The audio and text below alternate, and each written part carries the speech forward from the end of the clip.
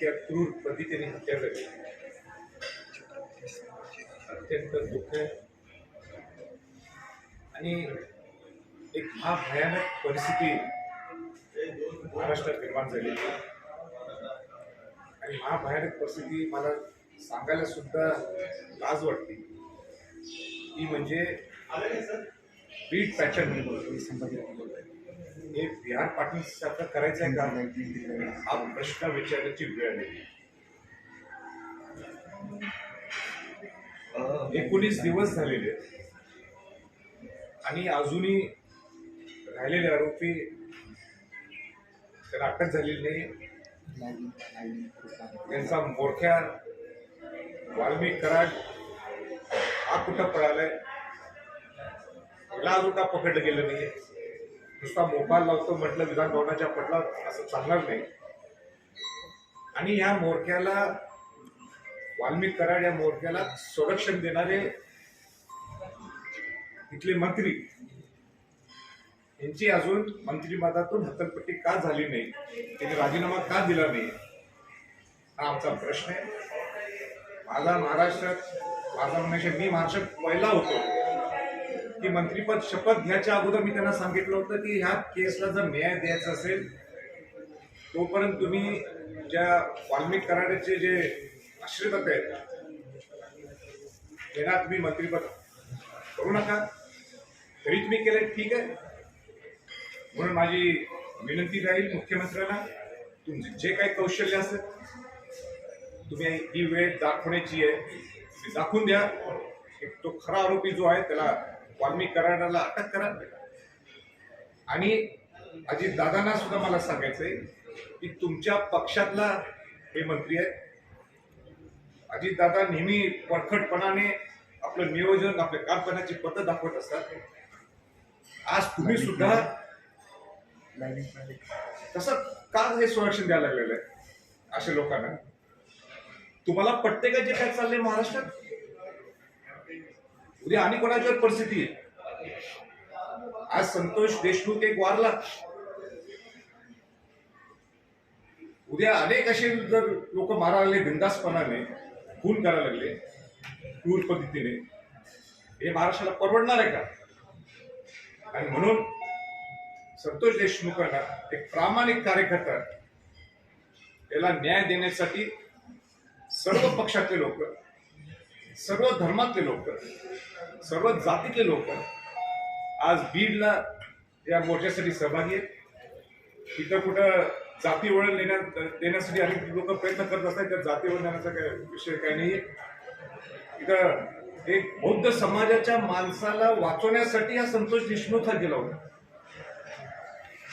इथं जाती वळण काय आलं. आणि म्हणून आम्ही सुद्धा वाट पाहत आहोत सरकार काय नेमकं आणि कठोर भूमिका काय घेईल.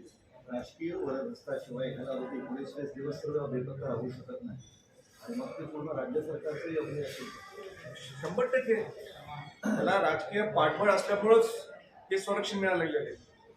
मला सांगा, स्वतः पंकजा मुंडेंनी सांगितलं तिच्या सभेत की वाल्मिक कराड शिवाय धनंजय मुंडेंचा पान हलत नाही. आज पंकजा ताई सुद्धा का बोलत नाही पुढं? त्या दिवशी बोलून गेले, पण हत्या झाल्यानंतर का बोलत नाही? हे तुम्हाला दोघांना परवडते का? दोघांनी चालते का धनंजय मुंडे पंकजा ताईंना की जे बीड मध्ये चालले? अहो, कुठेतरी राजकारणाच्या पलीकडे जाऊन विचार करा. ही माणुसकीची हत्या आहे. कुठल्या माणसाला पटणार आहे? ज्या पद्धतीने त्याचा क्रूर हत्या केलेली आहे, कोण सहन करणार आहे? बीडमध्ये गुन्हेगारीचा अतिरेक झालाय. ही घटना फक्त म्हणजे दिशा दर्शवणारी ठरलेली आहे. या आधी बीडमध्ये असले प्रकार खूप जास्त होतात. खरंच आहे. मी सुद्धा एकदम राज्यात सगळ्यात जास्त परवाने एक छोटा जिल्हा असतो बीडमध्ये. मी सुद्धा थकीत झालो. जे रिपोर्ट आलाय की 1200 रिव्हॉल्वरचे काय पिस्तलची परवानगी इथं आहे. स्वतः धनंजय मुंडे बंदूक घेऊन असे हवेत फायर करताना किंवा असं हातात धरताना ते फोटो आहे. फोटो काढून सुद्धा पैसे शकतात. हा मेसेज काय द्यायला लागले तुम्ही तुमच्या जनतेला की इथं आम्ही ही आमची पिस्तूल म्हणजे आमची दहशत आहे, तर आम्ही दहशतीवर राजकारण करणार? या पुरोगामी महाराष्ट्रात त्या सगळ्या गोष्टी खपून घ्यायची का? आता नाही चालणार आणि त्यासाठी आमचं लीड करा माझा मुंडेंचा राजीनामा घ्यायला द्यायलाच पाहिजे तिने. मी आज नाही मागत, मी पहिल्या दिवशी त्याला मंत्रीपद देऊ नका हे मी सांगणार. मी पहिलं आहे.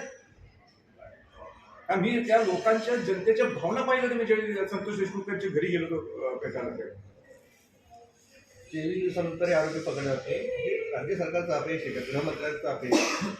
अपयश हे अपयश आहे काय पुढे बोलले काय करायचं तू त्याच्यावर दुसऱ्या एका शब्दावर पकडण्यापेक्षा ही सरकारची जबाबदारी आहे. तुम्ही SIT नेमा, SIT नेमा. तुम्ही SIT नेमला पुढं काय मुवमेंट झाली, कुठे आहे ते सगळे आरोपी? तुम्ही या आरोपीने साधं पकडू शकत नाही. कुठे तो मोरक्या, आणि या मोरक्याचा जो बाप आहे त्याला माहित नाही तू कुठल्या अड्ड्यावर बसलेले ते.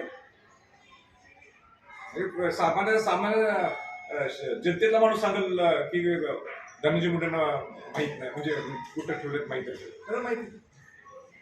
राजे, जाणीवपूर्वक राजकारण केलं जाते असं देखील काही नेत्यांनी आरोप केला. अंजली दमानी या सकाळी आलेल्या होत्या, त्या सुद्धा बीडमध्ये आज मोर्चामध्ये सहभागी होत आहेत. त्यांनी सुद्धा हा आरोप केलाय की सगळे राजकीय नेते सारखेच आहेत. काही जणांच्या फार्म हाऊसवर सुद्धा काय होतं ही चौकशी करावी, कारण बीडमध्ये जे आहे ते राजकीय नेत्यांवर म्हणजे सुरेश धसांवर सुद्धा आरोप केले. नाही आता एकदा त्या काय बोलल्या मला कल्पना नाही. आपण फोकस सोडायला नको. आपला फोकस हे संतोष देशमुख यांच्या केसवर असणं गरजेचं आहे.